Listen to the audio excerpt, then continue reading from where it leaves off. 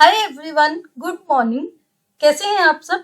I hope आप लोगों की तैयारी बहुत अच्छे से चल रही होगी। एंड जैसे कि मैं हमेशा बोलती हूँ कि ये जो जीके सेशंस हैं अकेले केबीसी के लिए नहीं, आपको अगर कोई एग्जाम की आप तैयारी कर रहे हो या फिर कोई इंटरव्यू की तैयारी कर रहे हो जिसका करंट या जीके इम्पॉर्टेंट पार्ट है, उसमें भी आपको हेल्प करेगी। एंड जो लोग कॉमेंट्स में इंटरेक्ट करते हैं, बहुत अच्छा लगता है आप लोगों की नॉलेज देख के। एंड ट्रस्ट मी, उससे मुझे भी बहुत मोटिवेशन मिलती है। एंड दूसरा, जैसे कि हमने कल जो है मैप के थ्रू माउंटेन रेंजेस डिस्कस किए थे, आज मैं नेक्स्ट टॉपिक वैसे ही मैप के थ्रू डिस्कस करूंगी। एंड हमने नंबर ऑफ क्वेश्चंस भी बढ़ाए थे, चाहे वो डिस्कस करने वाले हों या फिर आपके होमवर्क के हों। तो और इससे पहले की जो वीडियोस हैं, अगर आपने नहीं देखी उसका लिंक डिस्क्रिप्शन बॉक्स में मिल जाएगा। एक जीके सेशंस के नाम से मैंने अलग से प्लेलिस्ट भी बना दी है चैनल पर, वहां भी आपको मिल जाएंगे। एंड टेलीग्राम ग्रुप का लिंक भी आपको डिस्क्रिप्शन में मिल जाएगा। जो भी अपडेट्स वगैरह है वीडियो के रिगार्डिंग, कुछ भी अपडेट्स हैं हम वहां पे पोस्ट कर देते हैं, बिल्कुल फ्री ऑफ कॉस्ट है, आप वहां से ज्वाइन कर सकते हैं। सो बिना टाइम वेस्ट किए let's start today's class. First question is, which team won the Ranji Trophy title 2024-25? किस टीम ने रणजी ट्रॉफी जीती है 2024-25 के लिए? अब यहाँ पे आपको टीम का नाम तो याद करना ही है कि रणजी ट्रॉफी किसने जीती, प्लस आपको ऐसे भी पूछ लिया जा सकता है डायरेक्ट की जो रणजी ट्रॉफी है कौन से खेल से संबंधित है, तो आपको दोनों चीजें पता होनी चाहिए। एंड रणजी ट्रॉफी का नाम किनके नाम पर पड़ा वो भी आपको पता होना चाहिए। तो विदर्भा जो है उनकी टीम ने 2024-25 का जो रणजी ट्रॉफी है वो जीती है। रणजी ट्रॉफी जो है बीसीसीआई यानी कि board of control for cricket in India, इन्होंने ही इसकी स्थापना की थी।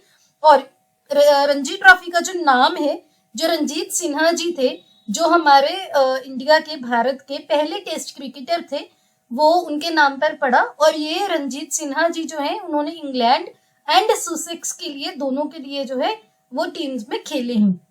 तो आई होप आपको ये क्लियर हो गया होगा। इसके अलावा रणजी ट्रॉफी के अलावा कुछ और डोमेस्टिक टूर्नामेंट्स होते हैं क्रिकेट के रिगार्डिंग, वो भी मैं आपको बताती हूँ। तो कौन कौन से हैं वो? पहला है दुलीप ट्रॉफी, देन है विजय हजारे ट्रॉफी, देन देवदार ट्रॉफी, देन ईरानी कप। सिंपल आपको नाम देके पूछ लिया जाएगा कि ये जो है कौन सी स्पोर्ट्स से रिलेटेड है, तो आपको पता होना चाहिए। क्रिकेट की जो डोमेस्टिक टूर्नामेंट्स हैं इंडिया के, ये भी है रणजी ट्रॉफी के अलावा। Next question, where was the first ever world peace centre inaugurated? दुनिया का पहला पीस सेंटर, पीस क्या है? शांति। तो शांति सेंटर जो है वो कहां पर उसकी इनॉग्रेशन की गई है, कहां पर उसका उद्घाटन किया गया है, ये आपका क्वेश्चन है। अगर पता है जल्दी से कमेंट्स में लिख दीजिए, एंड जिनको नहीं पता उनके लिए अभी स्क्रीन पे आंसर दिख जाएगा। तो भारत के हरियाणा के गुरुग्राम, जिसको पहले गुड़गांव के नाम से जाना जाता था, वहां पर दुनिया का, क्यों इंपॉर्टेंट है ये, अकेले भारत का नहीं, ये किसका, दुनिया का भी पहला वर्ल्ड पीस सेंटर है। और किनकी लीडरशिप के अंडर ये स्टैब्लिश किया गया, यहाँ पर आपको वो भी दिख जाएगा। जैन आचार्य लोकेश मुनि जी के लीडरशिप के अंडर किया गया है। एंड अहिंसा विश्व भारती उनके एफर्ट्स के साथ, और हरियाणा के गुरुग्राम में। यहाँ पर आपको स्पेसिफिक मैंने बता दिया। अगर आपको कंट्रीज के नाम पूछ लिया जाए तो इंडिया, ये याद रखना। Next question, which company has launched the AI voice assistant dragon को पायलट? कौन सी कंपनी ने AI वॉइस असिस्टेंट जिसका नाम है ड्रैगन को पायलट लॉन्च किया है? AI मतलब आर्टिफिशियल इंटेलिजेंस। तो काफी इंपॉर्टेंट क्वेश्चन है, आपको ये ध्यान रखना है। जिसको आंसर पता है जल्दी से कमेंट्स में लिख दीजिए, जिनको नहीं पता उनके लिए भी स्क्रीन पे दिख जाएगा। तो रिसेंटली माइक्रोसॉफ्ट ने, कौन सी कंपनी ने? माइक्रोसॉफ्ट ने इंट्रोड्यूस किया है जो फर्स्ट नया एक एक्टिवेटेड आर्टिफिशियल इंटेलिजेंस असिस्टेंट, जिसका काम क्या है, हेल्थ केयर के फील्ड में किया है, जो डॉक्टर्स को और हेल्थ केयर प्रोफेशनल्स को हेल्प करेगा कि जो भी क्लिनिकल नोट्स होते हैं ना, जो वो लिखते हैं नोट्स, जो कोई भी मान लो प्रिस्क्रिप्शन वगैरह है या कोई भी पेपर वर्क वो करते हैं, वो जल्दी से उसको कर सके, ट्रांसक्रिप्ट कर सके, एंड मेडिकल रिसोर्सेज से कोई भी इंफॉर्मेशन है बहुत जल्दी से सर्च कर सके। तो यहाँ पर ना दो टाइप के क्वेश्चन बन सकते हैं। एक तो ये कि जो आर्टिफिशियल इंटेलिजेंस असिस्टेंट है, क्या नाम है, ड्रैगन को पायलट, किससे रिलेटेड है, हेल्थ केयर से, किस कंपनी का है, माइक्रोसॉफ्ट। दोनों चीजें आपको याद रखनी है। अब आपके लिए क्वेश्चन, मैं पहले दो क्वेश्चंस में आपको क्वेश्चन पूछना भूल गई, माय बैड। चलो कोई ना। माइक्रोसॉफ्ट कंपनी जो है अभी करंटली कौन हेड कर रहे हैं, कमेंट्स में लिख दो जल्दी से। Next question, which Indian state launched project हिफाजत फॉर वुमेन्स सेफ्टी। भारत के किस राज्य ने प्रोजेक्ट हिफाजत वो लॉन्च किया है महिलाओं की सुरक्षा के लिए। तो अगर आपको पता है जल्दी से कमेंट्स में लिख दीजिए, जिनको नहीं पता उनके लिए अभी आंसर दिख जाएगा। तो पंजाब की जो स्टेट गवर्नमेंट है, राज्य सरकार है, उन्होंने प्रोजेक्ट हिफाजत लॉन्च किया है महिलाओं की सुरक्षा के लिए और उनकी डिग्निटी के लिए। 24/7 यानी कि 24 घंटे 7 दिन काम करेगा। क्या वुमेन एंड चाइल्ड हेल्पलाइन होगी गवर्नमेंट ऑफ इंडिया के 2 मिशन के अंडर। कौन कौन से हैं ये गवर्नमेंट ऑफ इंडिया के 2, ये जो मिशन हैं, मिशन शक्ति एंड मिशन वत्सल्य, ये government of India central government के मिशन हैं। और ये जो प्रोजेक्ट हिफाजत है, इन्हीं प्रोजेक्ट के अंडर ये लॉन्च किया गया है। ये दोनों जो है बैकबोन की तरह काम करेंगे प्रोजेक्ट हिफाजत की। तो ये जो है आपको ध्यान रखना है, मिशन शक्ति, मिशन वत्सल्य एंड हिफाजत किसके रिलेटेड है, वुमेन सेफ्टी। सिंपल भी पूछ लिया जा सकता है। प्रोजेक्ट हिफाजत जो है किसने लॉन्च किया, पंजाब ने। नेक्स्ट क्वेश्चन, अच्छा यहाँ पे आपसे क्वेश्चन पूछ लूं मैं। पंजाब के चीफ मिनिस्टर, गवर्नर, पंजाब की बाउंड्रीज, पंजाब की कैपिटल, सारी चीजें कमेंट्स में लिख देना। Next question, who has been named the EY entrepreneur of the year 2024 from India. अब यहाँ पे ना आपको एक चीज का डाउट हो सकता है कि 2024 का मैंने क्यों पूछा। इसलिए पूछा क्योंकि ये जो अवार्ड है ना जून 2025 में दिया जाएगा। तो इस वजह से आपके जो ये जो अभी ऑडिशंस हैं, ये ग्राउंड ऑडिशंस PI या जो शो है इसके बाद ही आएगा, है ना, या फिर इसके ड्यूरिंग आएगा। एंड क्योंकि ये अनाउंस हो गया है तो भी आपको पता होना चाहिए। तो क्वेश्चन क्या है, EY entrepreneur of the year 2024 जो है वो भारत से किसको उसका जो नाम है, भारत से उसके लिए किसका नाम गया है। तो ये आपको ध्यान रखना है, EY entrepreneur of the year India से किसका नाम गया है। तो ये है नितिन कामत। तो नितिन कामत जो ज़रोदा ऐप है ना, उसके फाउंडर एंड CEO है। ये इनका नाम गया है EY entrepreneur of the year 2024 के लिए। एंड ये इंडिया को रिप्रेजेंट करेंगे। अब ये कहाँ पर होगा ये भी आपको ध्यान रखना है। तो EY world entrepreneur of the year award कहाँ पर मिलेंगे, मोंटे कार्लो में, जून 2025 में। अब मोंटे कार्लो कहाँ पर है, कमेंट्स में लिख दो। एंड नितिन कामत की फोटो देख लेना। तो कई बार क्या है, फोटो से आपको पूछ लिया जा सकता है। आई एम सॉरी, मैं यहाँ पर इंक्लूड करना भूल गई, तो ये आप देख लेना। एंड अगर आपको पता है ज़रोदा जो है कंपनी क्या काम करती है, किसके रिलेटेड है, कमेंट्स में लिख देना। Next question, which bank has recently appointed Bollywood actress Vidya Balan as its brand ambassador। ये जो क्वेश्चन है ना बॉलीवुड और फाइनेंस का मिक्स्ड क्वेश्चन है, इंपॉर्टेंट क्वेश्चन है।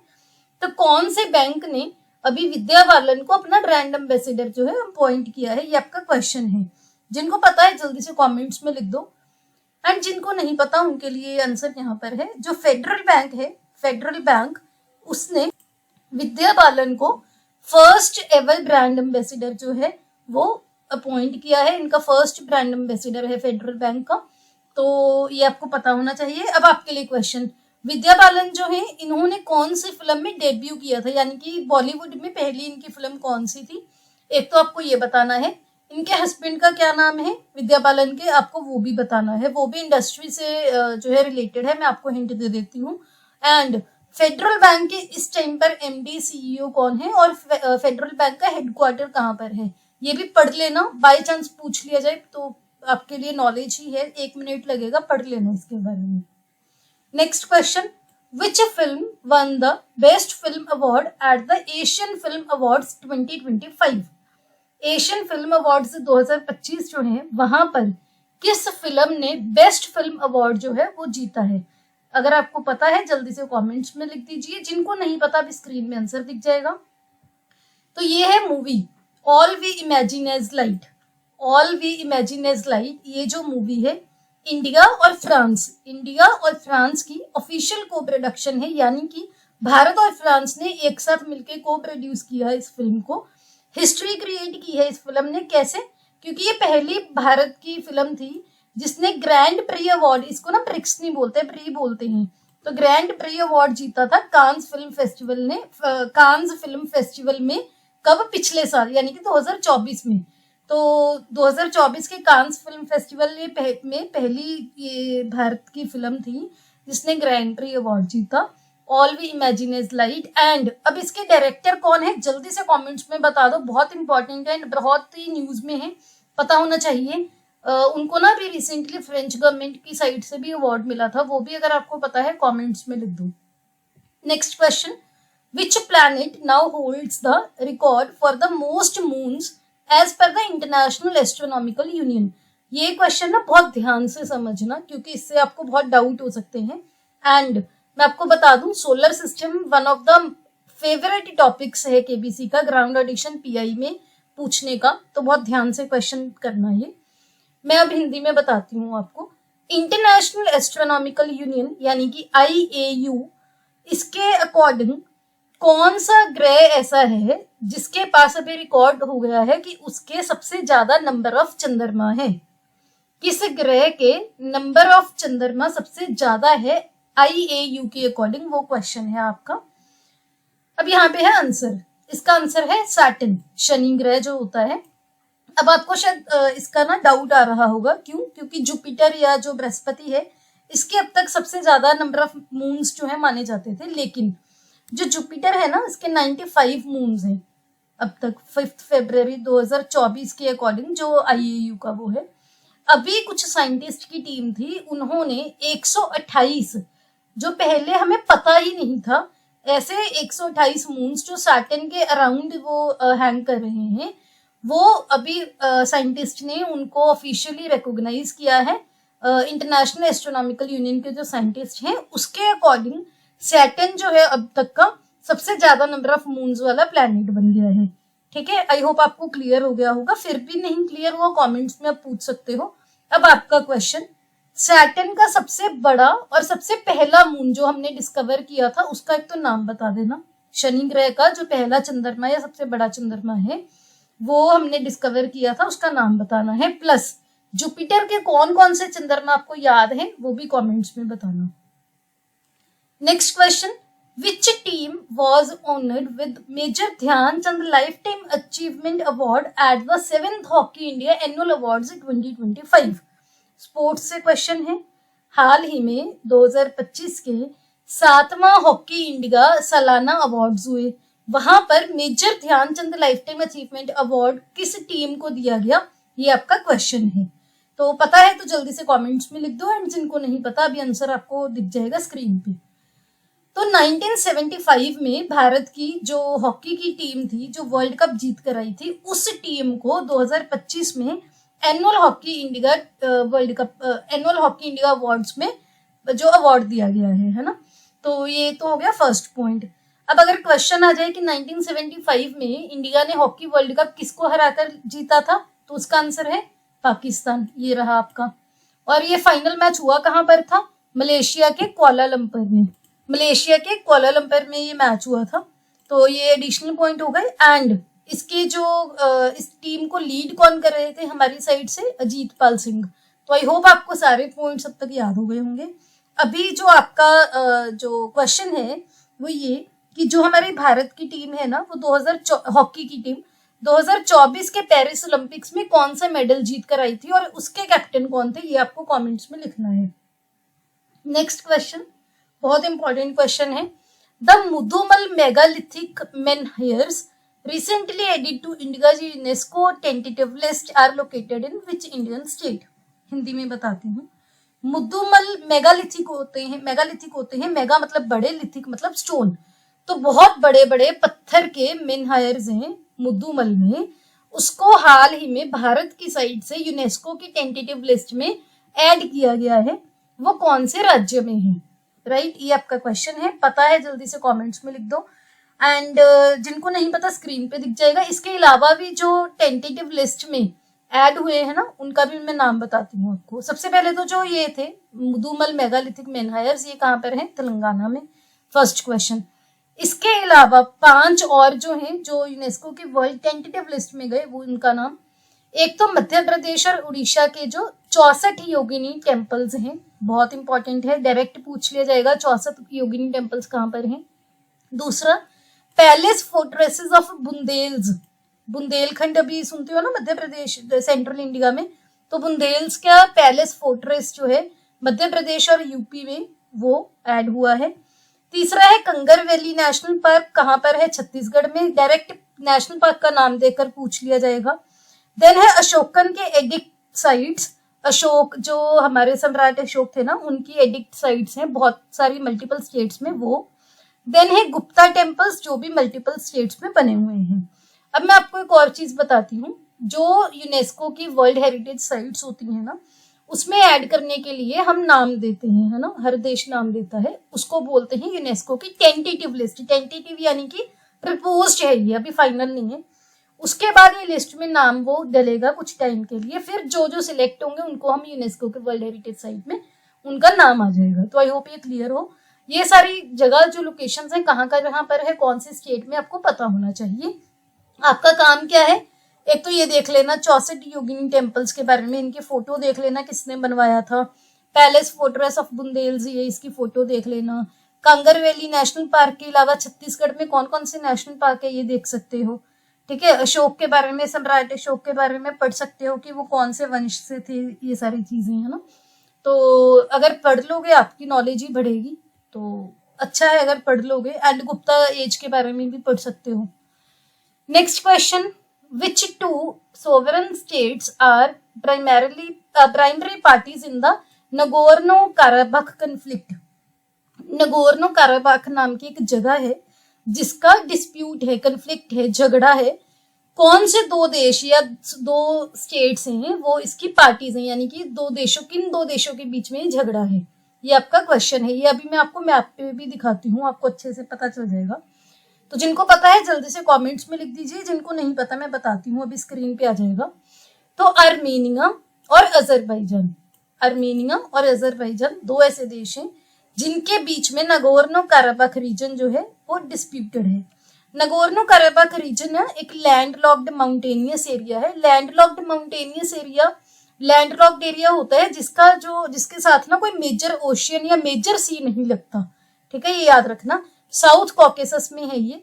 और इंटरनेशनल लेवल पर बात की जाए तो ये अजरबैजान का पार्ट माना जाता है, लेकिन ये जो जगह है यहाँ पर अर्मीनिया की काफी आबादी रहती है, तो वो चाहते हैं कि ये हमारा अर्मीनिया का इलाका बन जाए, तो इसी वजह से डिस्प्यूट में है। अब मैं आपको दिखाती हूँ मैप पे इसकी लोकेशन, उससे ना आपको बहुत अच्छी हेल्प हो जाएगी। अभी दिखाती हूँ। हाँ जी, तो ये है हमारा मैप, सेंट्रल एशिया वाला रीजन है ये। यहाँ पर अगर आप देखोगे ना, ये रहा अजरबैजान और आपको चाहिए अर्मीनिया। मैं आपको जूम इन करती हूँ, फिर आपको दिख जाएगा वो भी। ये रहा अर्मीनिया, ये रहा अर्मीनिया, ये रहा अजरबैजान। ठीक है, अजरबैजान की राजधानी कौन सी है? बाकू। एंड अर्मीनिया की कौन सी है? कमेंट्स में लिख दो जल्दी से। अब आपको दिखाते हैं नगोर्नो, ये वाला यहाँ पे जो रीजन है, यहाँ पे वो है नगोर्नो काराबख, जो काराबख रीजन है। अब मैंने अभी आपको बताया ना कि अजरबैजान के हिस्सा माना जाता है इंटरनेशनल लेवल पर, लेकिन अर्मीनिया की वहां पर आबादी है, तो इस वजह से ये क्या है, डिस्प्यूटेड एरिया है। अब यहाँ पर कुछ और देखना चाहो वो भी देख सकते हो। ये रही कैस्पियन सी, ये रहा ब्लैक सी। ब्लैक सी को कौन कौन सी कंट्रीज बॉर्डर करती है ना, जल्दी से कमेंट्स में लिख दो। मेजर सी है, वन ऑफ द वर्ल्ड का मेजर सी है, तो ब्लैक सी को कौन कौन से देश बॉर्डर करते हैं ये कमेंट्स में लिखना। अर्मीनिया, अजरबैजान, आई होप आपको क्लियर हो गया होगा।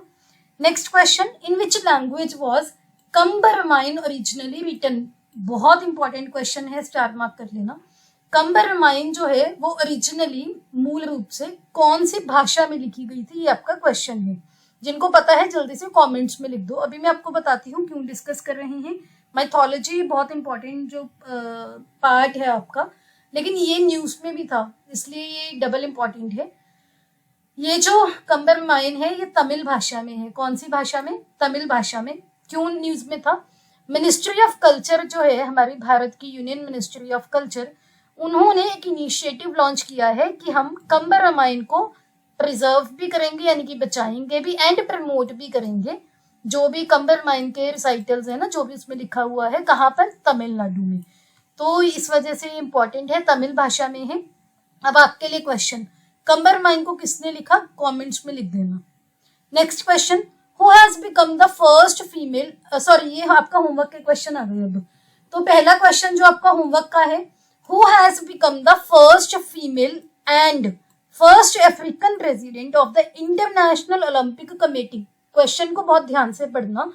इंटरनेशनल ओलंपिक कमेटी की पहली महिला एंड पहली अफ्रीकन प्रेसिडेंट कौन बनी है, कमेंट्स में लिख दो, बहुत इंपॉर्टेंट क्वेश्चन है।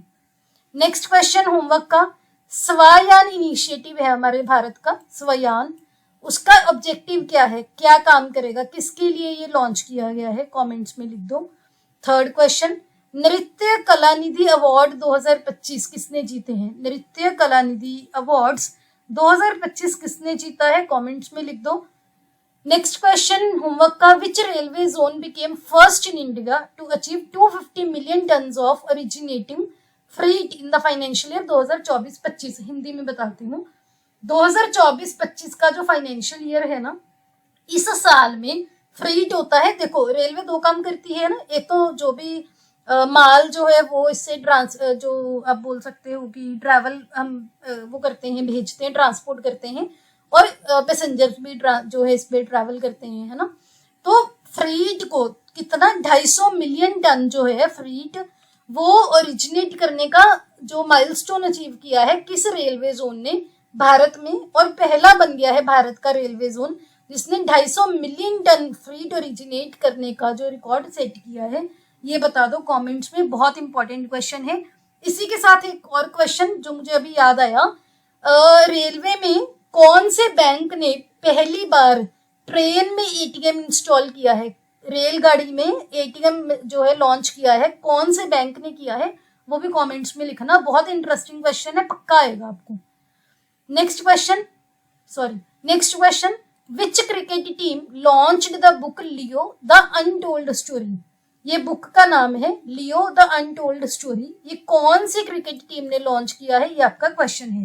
तो ये थे आपके होमवर्क के क्वेश्चन। अब मैंने आपको बोला था ना मैप के थ्रू एक टॉपिक डिस्कस करेंगे, अब बारी आती है उसकी। ये देखिए, ये है मैप, इसके थ्रू हम क्या करेंगे, एक तो जो भारत के मेजर पोर्ट्स हैं और इंटरमीडिएट पोर्ट, सी पोर्ट्स हैं, दोनों देखेंगे, राइट, कौन सी स्टेट में है। सबसे पहले तो कांडला, जिसका नाम अब दीनदयाल पोर्ट ट्रस्ट कर दिया गया है, कहाँ पर है, गुजरात में, मेजर पोर्ट है, पता होगा। इसके बाद गुजरात में यहाँ पर आप देख सकते हो पोरबंदर है, इसके बाद वेरावल पोर्ट है, बड़ूच है, एंड यहाँ पर सूरत। ये इतना इंपॉर्टेंट नहीं है, बस जो मैं मार्क कर रही हूँ ना वो देख लो, ठीक है।